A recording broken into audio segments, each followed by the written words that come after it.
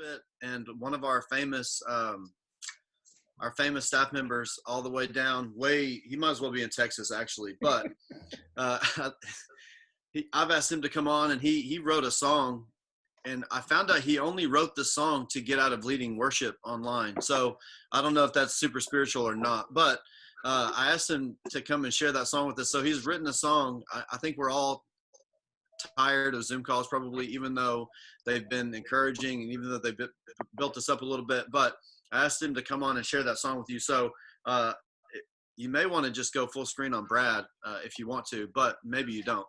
But he's going to share a song called the Zoom call song, I think. Yeah, thanks, Brennan. Yeah, Drew asked me, it come down through the line. I got word that he was going to ask me to lead worship on a staff meeting call. And I thought, man, that sounds miserable. I don't want to do that. And so I sat down. I hadn't wrote a song in like 3 or 4 years. So I sat down and wrote a song kind of about the way I was feeling about Zoom calls. Because you put a person with the attention span of a fruit gnat that wants to be outside doing something all day and make him sit in front of a computer screen for an hour and listen to people talk. The struggle is real. And so I wrote a Zoom call song, which I never thought that writing a song about not liking Zoom calls would get me on more Zoom calls, but here we are. So it goes like this. Gotta find the only clean spot in the whole dang house. Gonna let the dogs in, then kick the kids out. Lord, I hope my phone don't fall. I'd be so embarrassed, y'all. I ain't wearing no pants at all. Welcome to my Zoom call. Well, I got my TV on and I'm watching fishing. I hope they ain't asking questions, 'cause I ain't been listening. I think I'm having withdrawals. I'm chasing around my golf ball. I wanna go back to work, y'all, but I'm stuck on a Zoom call. My kids are distance learning. My homeschooling's concerning. After having them just 2 days, I really think your teachers need a raise. And I wrote this entire song without a drop of alcohol. That's a modern day miracle, y'all, thanks to a Zoom call. The wife's got a list of things to do. I got no intention to. I think I'll play a little John Deere Green. R.I.P. Mr. Joe Diffie. They got me climbing these cell walls. Communication protocol. Rather take a poke in the eyeball than to hop on a Zoom call. Well, I'm just having fun. Free time's up now, I gotta run. Sure was good seeing all y'all, even if it was on a Zoom call.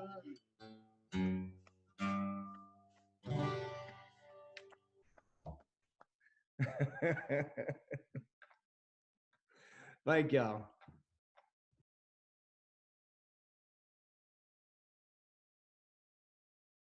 Well, I think John Odell, who's, state director of FCA, he might sign Brad to a new record deal since he played in front of you coaches. But I feel the same thing. I feel like I'm on alcohol whenever I'm on a Zoom call, because these things they wear you out. But this Zoom call is a lot different.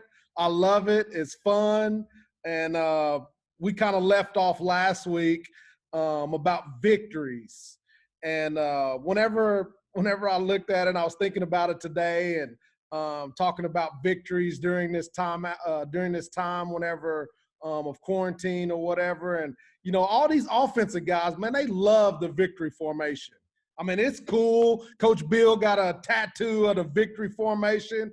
And I think about it, and that victory formation actually makes me sick when I'm on the other side of the field. You know what I mean? So at that point, I look at it, I'll say, man, we're going to talk about a victory formation today. I mean, if you're a defensive coordinator, you're probably with me. I hate that formation if I'm on the other side of the field.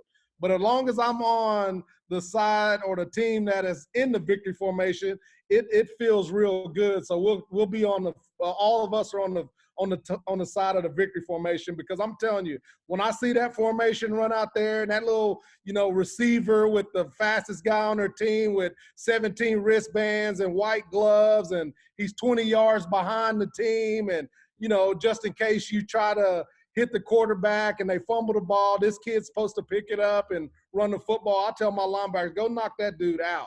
You know what I mean? And I'm gonna call 3 timeouts if we got them all, and we're gonna just try to make something happen. But in high school now, they stand over the ball, don't hit them, and all that type of stuff. And it's cool, but that don't happen all the time in buy-in. But thank you guys for coming today, and we're gonna talk about victories during the quarantine, and like we talk about every week in our timeouts.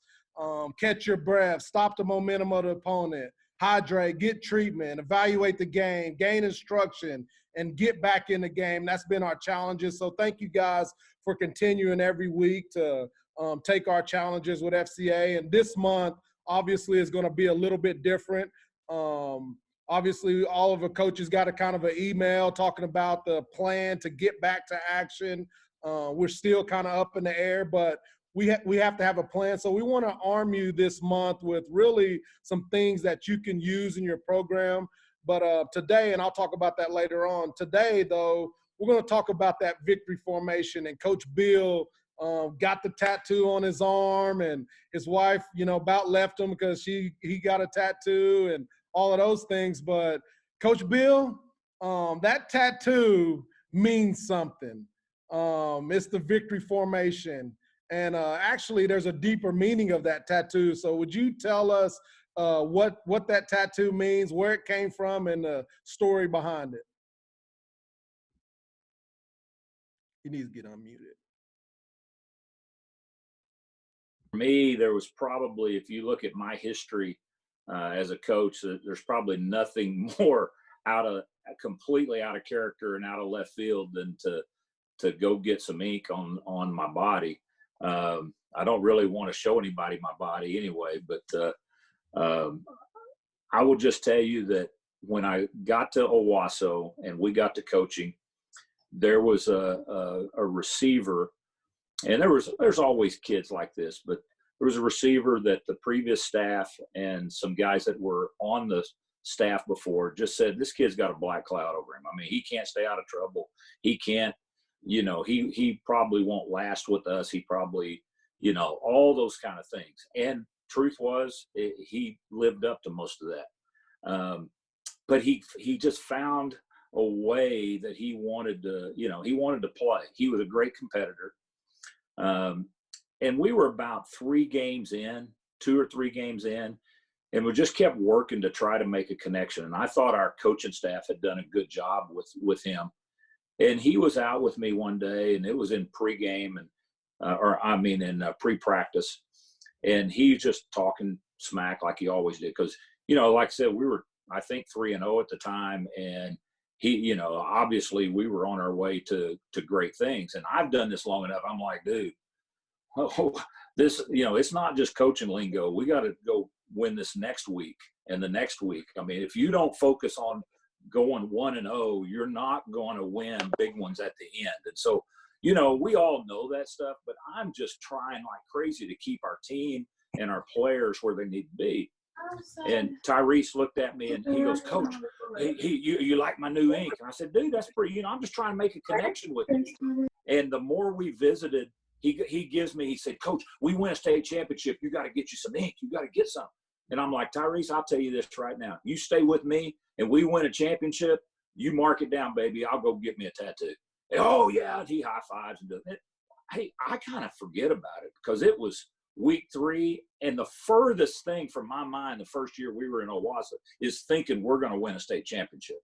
So I'm like, we get towards the end, it's that last week, and Tyrese comes up and finds me, says, Coach, you know what happens if we win? I said, yeah, they give us a big gold ball, and we get to celebrate. And they go, no, Coach, you got to go get that ink, baby. You got to.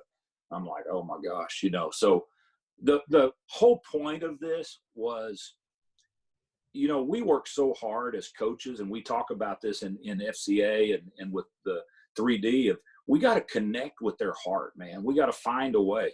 I don't know if that'll be long lasting with him, but there was a connection there for a while, and I think we continue to do that. So then when I got stuck and I'm like, okay, I got to go do something, I was like, what do? You put a date, I don't know, you can go get something. What's the greatest play in football? And so I like for people to ask me why you got that drawn on your shoulder. And I said, well, it's the greatest play in football. It's a victory. And so I'm always looking for those victories, not just on Friday nights. And so that's one of the things we're going to talk about today, Kenyatta, is we got some guys that we're finding victory in what we're doing. And sometimes they're surprising. That championship for me, I'll be honest with you, Bobby's on here and probably some of our other guys. If you'd have told us after week 1 or 2 that we had no thought that was going to happen. It kind of came out of left field. Now we enjoyed it like crazy, but this pandemic has got us doing things that we haven't done in a long time. And I bet there's some victories out there that we can seize on and take and actually transfer those into when we go back to work. That's good. That's good, Coach. Thanks for sharing that. And now we know what that tattoo stands for and where it came from and the heart of it. And yeah, baby. And during this time, Coach, we're all on the same all on the same team, all on the same schedule. And there's some victories that that we want to talk about. But I want to start with you. Could you tell us during this time of isolation and quarantine, some of the victories for you or a specific victory that you've already had during this time?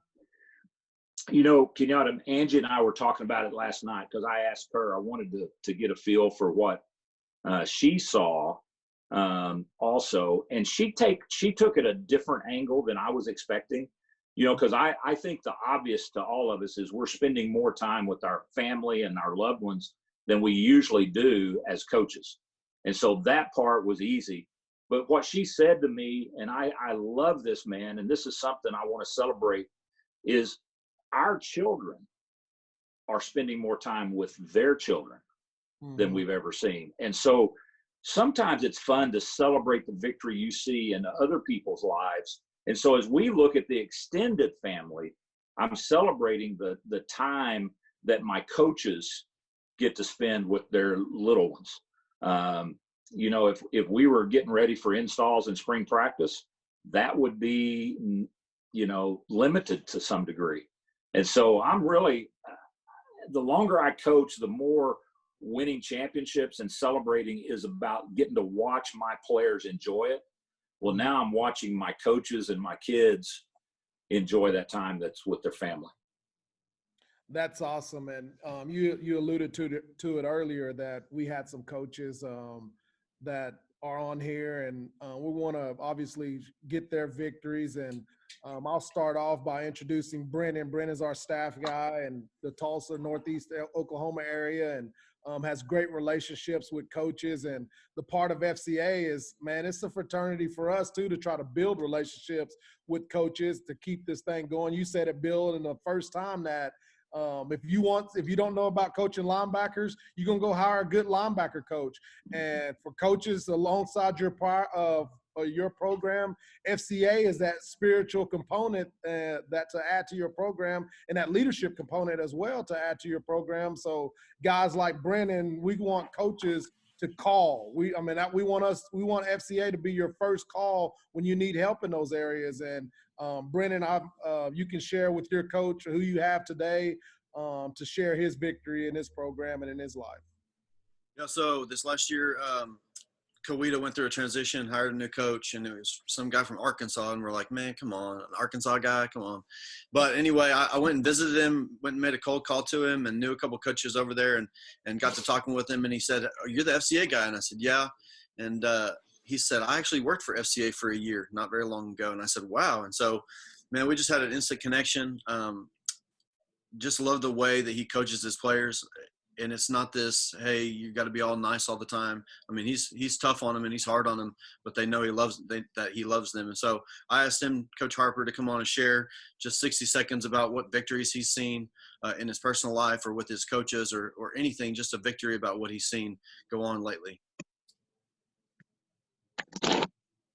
Well, first off, I want to say thank you to you guys for giving me this opportunity to share. And it's always awesome to get to talk about the Lord and Jesus. First thing I want to say is, it's the timeout is give us, just like Coach Blankenship said, and you guys have said, we get to spend more time with our families. My wife and I, we're going to be, when we completely retire, we may be tour guides on the Illinois River. We've had a great time. But I think it's been awesome that God's called this time out for us, and each one of us has had an opportunity to work on our personal and our professional relationships. Just the other day, our staff went out. We kind of find where we can go, and we still socially distant, but we're able to spend a little bit of time. We went golfing the other day, and our whole football staff had a great time, and they got to see how terrible I am and why I don't play much golf. But it's been awesome. And then, the kids and parents, we had a Zoom meeting, or not a Zoom, but a Facebook Live meeting Monday, trying to get everybody ready to roll when they do lift this quarantine for us and we can go to work. And we had about twice as many parents and people involved in the meeting as we've ever had since I've been here. So that was awesome. But probably the most important one is I've had a couple of young men who don't have a dad in their life. One of them's dad's in prison. One of them's dad's passed away. And those two kids have probably reached out to me more than anybody else during this break. Coach, when are we going to get back together? I miss my team. I miss my family, Coach. And I'll tell you, that's really been touching because you can tell they didn't have to reach out. And I was blessed that they reached out to me. I'm just thankful for those two young men. And probably another victory on a personal level that I'm excited about is I took an early retirement, moved across the river, is what I always say. And my oldest daughter, Taylor, graduated from Ouachita.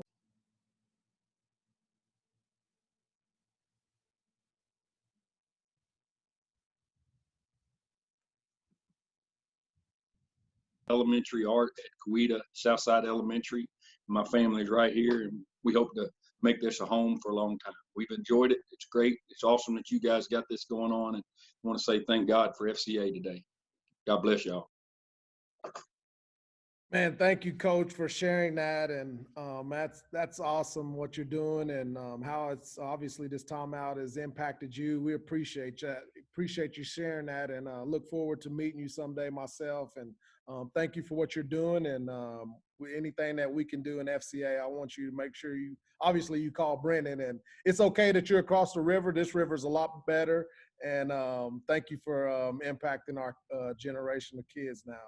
The next coach that we've asked is Coach Lujan. Coach Lujan has been coming to our marriage retreat, and just I've kind of known him for a long time. Met him with Matt Hennessy back in the day, but Coach Lujan has really took it to the next level on how he wants FCA involved in his program and how FCA is actually helping him. And so I appreciate that, Coach. You always speak up for us. You always speak about us, and we want to thank you for sharing us with your fraternity of coaches as well out where you are. But thank you for that, Coach. And so victories, give us a victory that you've had during this timeout, because I watch you on Twitter. You're a better Twitter guy than I'll ever be, but you got a lot of victories going on, Coach. So tell us what's going on and give us a victory during this quarantine.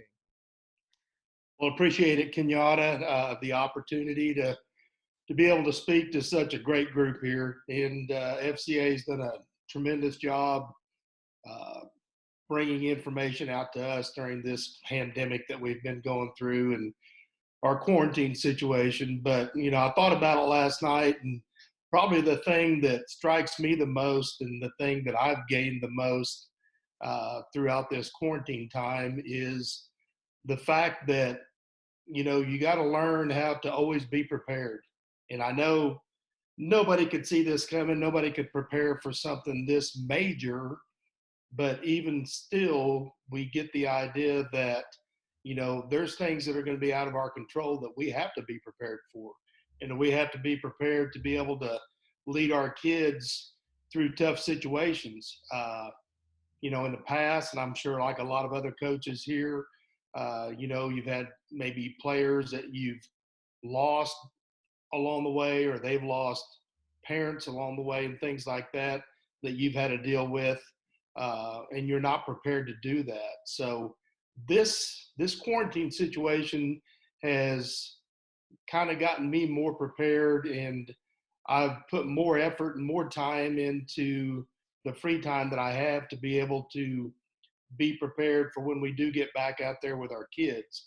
And I know this is a time that, as coaches, especially football coaches, we're preparing, like Coach Blankenship said, for installs, things like that, and getting ready. But, I've been able to find a lot more information that me, as long as I've been coaching, that, I can still learn, and things that are out there that are more prevalent now, things that are out there that are easier to get to. And it's just amazing all the different conference clinics and video clinics that we have access to. I'm trying to take advantage of those types of things. So I think preparation is big. And I've also seen it on my wife's side. She's a teacher here at the schools that I'm at also. And she's been able to use this information and learning how to teach online, and how that's making her a better teacher, especially knowing that situations like this may come up in the fall. So, she's using this time to learn to make herself a better teacher from a teaching standpoint, just like I'm trying to learn how to be a better teacher from a coaching standpoint. So that's the victory that I've received out of this. And I'm like Coach Harp, God gave us this opportunity to sit back and de-stress and relax a little bit, get to know our families more, get to know our Lord more, that we can take advantage of. Awesome, Coach. Thank you for sharing that. And Coach Luchin is the head coach at Woodward. I've only been there one time, and my truck won't let me go back. So next time they got an airplane that fly out there, I'll be out there, Coach. Kaz. Hey, it's my pleasure to introduce a coach here in Northeast Oklahoma, Jason Sport. Many of you guys know him. I first met him when he was on staff at Sapulpa with one of my really good friends, Trinity Birch.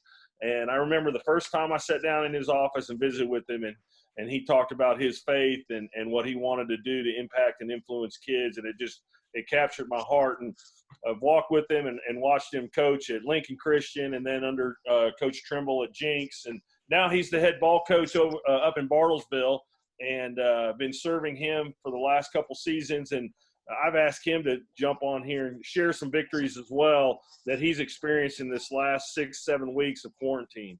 So, Coach Sport, thanks for jumping on here with us. Appreciate you guys having me, man. It's a pretty humbling experience to sit and look at all the guys that I'm on the screen with. I'm just a poor kid from a trailer park in Alabama, and getting to see you guys hang out, it's pretty awesome. I appreciate it.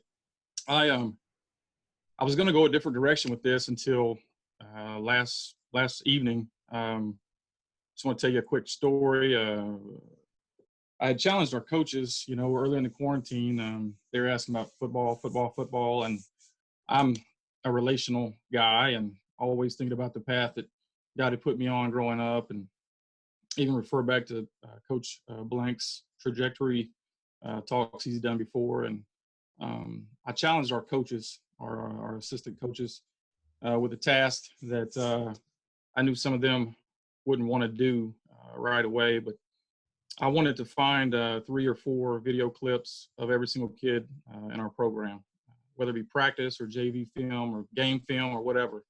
I wanted 3 or 4 clips of that guy doing something the right way. It didn't have to be anything spectacular. It could be hip level or hands in the right place, just anything, and push that out to our guys. And I wanted them to send that playlist to a kid, and with a text message, just says, "Hey, found this film of you, and man, just want to encourage you because this is where I think you can, grow in this area. This is the things you've done so well." And kind of just left it at that. We've been doing that for a few weeks, and I really hadn't thought about it much until I stopped at a Casey's general store yesterday, and there was a girl. She had purple hair and kind of one of those kids that, I don't want my kids hanging out with, but she recognized me and she came over and put her arm around me and hugged me. Hey, what's your name? She said, it's Elizabeth. I'm such and such's girlfriend. And I just wanted to tell you that his dad's been furloughed. He doesn't have a job and they're struggling. And the only good thing he ever talks about is the coaches, is football. He's not a very good football player. He's a kid that we found a couple of clips of in a JV film, late in a JV film. And one of our assistant guys sent a message to him that just said, hey, we love you. Even though sometimes we might not like that kid, we love you. And we just want to point out some great things that you've done and hope you're, working hard at home and keep your head up. And we'll see you guys real soon. And if you need anything, let us know. And I guess the only person this kid talks to about anything is his girlfriend. Just want to encourage you guys to, continue to try to find a way to make a connection with kids and get creative if you have to, because there's a lot of kids like me. If I was in the middle of a quarantine when I was growing up, it would have been really, really bad. So, and you guys all have those kids. So, listen, I appreciate the time. Just appreciate what you guys are doing, and this timeout meeting is pretty humbling. So, thanks for having me on, Chris and everyone. Awesome, Jason, man. I thank you for sharing that and appreciate what you're doing up there in Bartlesville, and keep Moon off the top ropes trying to throw those bombs all the time when we go to team camp. But love you, man, and appreciate you. So the last speaker is, God puts people in your life, and I always go back, man. Coaches are kind of like, it's like the garden story when you got Peter, James, and John there. Jesus is at his last moment, and he's telling those guys to pray. And man, sometimes coaches fall asleep. You know what I mean? And I remember in a lot of meetings in the NFL, like, you fall asleep, you get fined. You know what I mean? So I always wanted to have some guys around me that wasn't gonna fall asleep whenever I'm not at my best moment. And there's two guys in my career. I've only had 3 coaching stops, but at Fort Gibson and Vian is Johnny T. He's on the call. He's a sheriff or a police officer, and he's actually over all of police in Muskogee. He's the guy for me in Vian. And whenever I'm out, not at my best moment, or I'm yelling or acting a fool on the sideline, whatever Johnny comes down there and calms me down and makes me focus on, obviously, the heart of the athlete and the heart of why we're here and the purpose of the coach. And Mike Shelton was that guy at Fort Gibson when I was there. And he's done so much for my son. And he was actually one of the first coaches that I seen ever pray with his kids. I'm an FCA guy talking. And this is one of the first coaches I ever seen pray with his position group before they took the field. You know what I mean? It's cool to go in pregame prayer and, have prayer with your kids at pregame meal and stuff like that. But he stood out to me my first year in Fort Gibson when he prayed with his position group. And I thought I was doing stuff right, but then that took it to the next level. And so I brought Mike on to kind of share a 1-minute victory of this quarantine for him during this time. Coach Shelton? Man, I appreciate it, Kenyatta. That's a lot of nice words for me. I don't know if I deserve them. I'm going to take just a little bit of a different direction, if you don't mind. I just want to encourage you, coaches. I want to tell you a little bit that's about the payoff from you investing right now during this quarantine in your kids. Not many of you guys probably know my testimony, but in 2016, on August 23rd, my son was diagnosed with testicular cancer. And, I think back to that moment, and Kenyatta was right. I always prayed with my position guys before we took the field. But as we sat in the hospital on August 23rd of 2016, and my head is swirling, and I don't know what end is up, and I'm trying to get my head wrapped around my son. Is my son going to make it through this? There's a lady stuck her head through the hospital door, and she says, "Coach, can I see you for a moment?" And it was one of the parents of a set of twins that we had. And I said, "Sure." So I thought, okay, she wants to just kind of know what's going on. So I walked with her, and she says, "Could you come out to the waiting room?" So I follow her out to the waiting room. As I come through the door, There's 15 of my football guys there. And if I get through this without breaking down, I'll be lucky. But as I walk through those doors, guys, I look and I see 15 of our football players out there. And these guys, they got up, they all came and hugged me. And, you know, and they said, Coach, we want to pray with you. You know, seeing this come from guys that we invest in daily, you know, this was the payoff. This is what you're doing right now for those kids. You are investing in their lives. You're investing in their hearts. And there's going to come this day when they are the ones towing the line for you. And it was, I've told this story I don't know how many times, and every time it gets me emotional because I saw the love, I saw the payoff, I saw my kids stepping up to toe the line when I couldn't tow it anymore. And what you guys are doing out there is phenomenal. And those kids gathered around me, they put their hands on me, they prayed over me and my family. You know, Elijah was there, Kenyatta's boy, and so many others. And it was, guys, it blew me away. It literally blew me away. And that's why me as a coach now, I don't judge victory based off of a score anymore. To me, victory is so much more. It's the heart of those kids.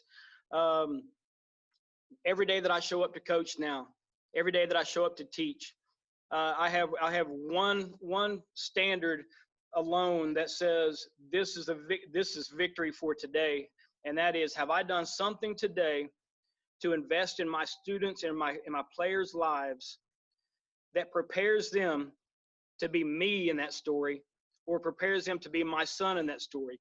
Can they get through that relying fully and totally on God? And guys, what you're doing is phenomenal for your players. Right now, you may not see it, but there's going to come a day when they will toe the line for you, and you'll see the payoff. Guys, I appreciate you. I love you. FCA, you guys are doing fantastic work. Kenyatta, thanks for the opportunity.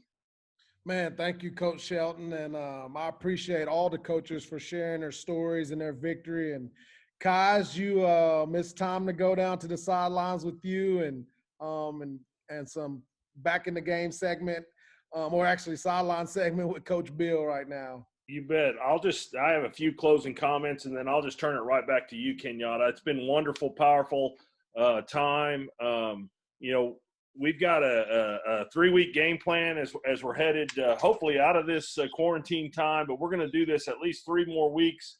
And we want to put some resources and actual tangible tools in your hands as we close our time, you know, pointing you towards the FCA Coaches Academy and some resources that you can use hands-on to capture the heart of the athlete. And that's really going to be where we're focused the next few weeks is just like you've heard here from Coach Sport and Coach Shelton, just capturing the heart of those guys that you're coaching and making an impact and an influence in their lives. So we'll be heading that way in the weeks to come, and there'll be, you know, we'll have some more information that way. But man, what a great segment today! What a blessing just to hear everybody's heart. So, Kenyatta, I'll turn it back over to you. All right, and here's the challenge to get back in the game. This is for every coach on here, and every staff person as well. We want you in the last 6 or 7 weeks to look at this quarantine time and share victory. Whatever that victory is to you, share it and hashtag FCA Timeout. And we're going to share it on social media, whatever social media you use. I just know that people are looking for a victory. There's a lot of people that are looking for a victory. So we need to share that, and we need to allow others to see what the victories are, because that's where we're at in this time.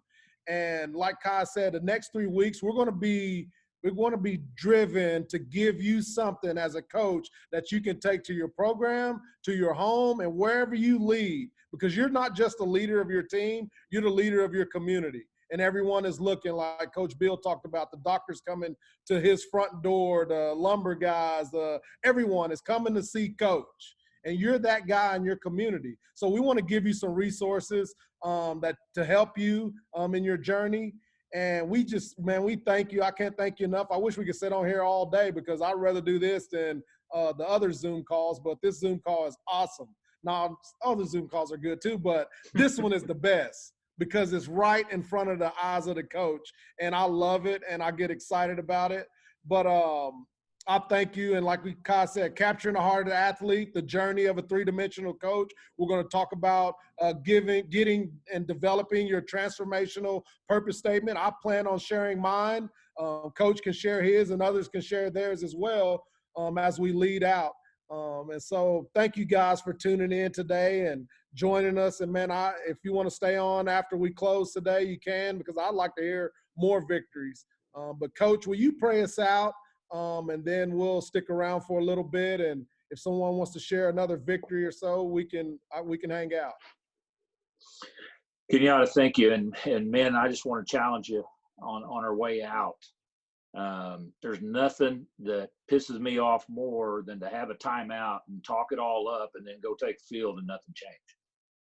We've got this opportunity now. I'm praying that God will make me a more wise and determined soul trying to serve him. And I'm praying for you as well. So Lord, I just do that now in the name of Jesus, that we would not go back to our jobs focused on offense and defense only, that we will be diligent to be committed to finding those ways and plans and strategies, and to be specifically intentional about helping to capture the heart of the kids we get to coach, and to be able to share Christ with them in every way that we can. And I just pray for each of these men and women in their homes and in their extended families, that you empower them in Jesus' name. Amen. Amen. Thank you. We'll see you guys next Thursday. Appreciate you joining in.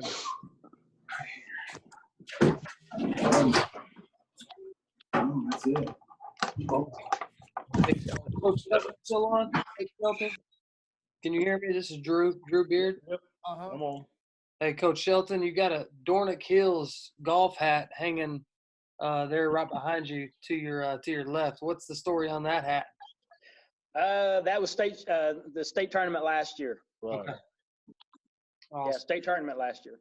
Okay. Well, now that I know you a little better, if you come back and you don't invite me to hang out, I'm gonna be upset. Hey, that's Drew, it's a great course, man. Yeah, Drew, his daughter is Kadrian, who was a huddle leader for us at camp a few years ago. I got you. That's great. She's a stud golfer. Yeah. And so when we have an FCA golf tournament, I get a loaded team, make sure I get all the stuff back that we're giving away, because they usually win it. So I get Kadrian, I get Jordan London, and they just look at them when they come in there. I say, don't dress up. Don't act like you know how to play golf. They just think we got some FCA huddle leaders coming to play golf, and they kill everybody because they know that. And so they always get up in the top, and I'll make sure we get those prizes back.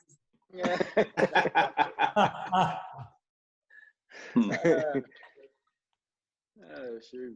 Hey, Sean Meek. Sean, you on, buddy? Coach Meek, you there? I see his picture. Tickhead, I see you, man. Yeah. Coach Tigner, how's Sam doing? Give us an update. Sam's doing really good. Yeah. He's working probably about 20, 25 hours a day at Chick-fil-A. So a week, excuse me, not a day, but a week. So he's doing good. Good. He's real good. So Coach Tig has never been good at math. no. Hey, how come I always wondered you would share, I mean, you had your tattoo. You should have shared your hair shaving in 2002. There's all kinds of crazy stuff a man's willing to do every once in a while. Yeah. Hair grows back. Yes. For some of us. Yeah. Gotcha. That's good. See you. Coach Meek, how you doing, man? Hey, Tyler Carlton. Hey guys, I apologize. My Yes. kids went around like crazy. I didn't figure anybody wanted to see that. So It's all good. Just wanted to make sure you're doing all right, man. Checking in with you. you bet, brother. Good to see you guys. Thanks for joining us each week, man. Appreciate you so much. Hey, what's up, Hey. Ron Coley? Not much, Chris. How are you? Hey, Tyler, I was going to ask you. I don't know that we've met officially, but I see that you've been on here every week, and then I saw that you're in transition. Where are you at, and where are you coming from, and where are you trying to go? Well, I grew up in Oklahoma. I'm from Sapulpa, and then played at Tulsa and coached there. And then most recently, I was at Western Carolina University for 5 years, and then got fired after the year. So I've been practicing social distancing for a few months now before all this started. And so where you live, are you back in Oklahoma? No, I'm actually still in North Carolina right now, just because Okay. waiting to see. I told somebody the other day, I said, you're going to pick your year to get let go somewhere. Don't do it when there's going to be a global pandemic. That's usually bad. Yeah, absolutely. TC's a stud, man. It's awesome. So, Proud of okay, you, there's the connection. Yeah, so Coach Blank and I were together at Tulsa for a few years. Okay. That's awesome. And it's funny because when I was playing at Sapulpa, Coach Sport was actually one of our coaches. So He's pretty old. I didn't know he's that old. Wow. yeah. That's why I started shaving the head, I guess. Tyler, didn't you serve a year or two with Coach Sweeney, Dabo? Didn't you do something with him? Yes, sir. I was there for 4 years, 2011 through 14. So more than a couple years. Yep, I got a master's degree with him. Awesome. So he's every bit of what you see. Did you see that huddle up yesterday that he was on? That FCA? Yeah, I did. I didn't get a chance to listen to it. I hope I go back and the recording, but It's recorded. yeah, but he's a powerful guy to listen to. His story is awesome, So It blew me away. I'm going to be honest. It blew me away. Tyler was part of our group there, and then when Todd left and Chad Morris left, Tyler went with Chad and was part of that staff there at Clemson for those 3 or 4 years.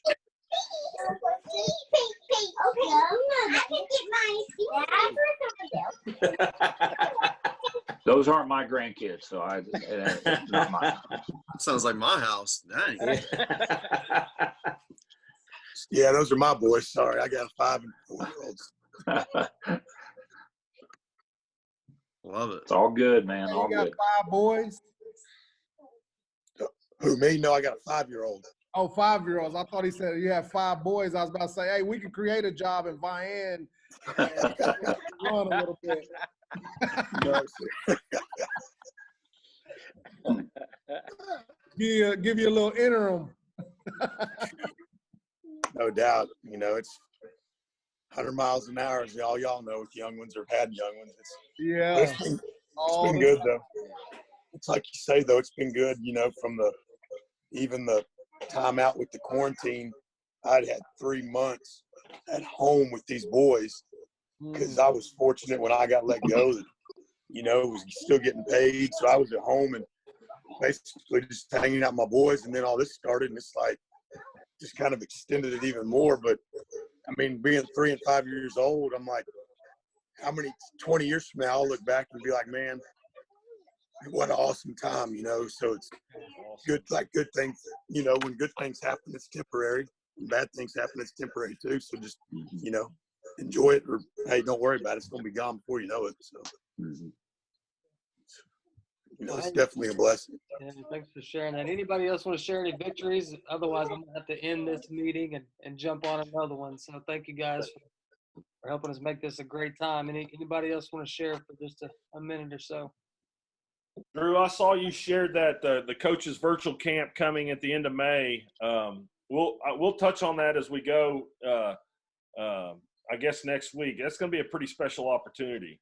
Yep. Yeah, it's going to be a great one. We're very excited about the opportunity to meet with coaches in the morning time and then meet with the spouse, coach and spouse in the evening time. It'll be much like a and a regular event where we, have a team meeting and then we get into huddles, and, it's going to be a great time. So if you're looking for a way to rally your coaches and your staff together for something special, kind of as Coach Harper said, around a golf, I think I'd probably choose that over this. But I'd encourage you guys to take advantage of this. Information will start being shared on social media, and then obviously you guys are a special group. You'll get emails from us throughout the Timeout series about this, how to engage with us on this. So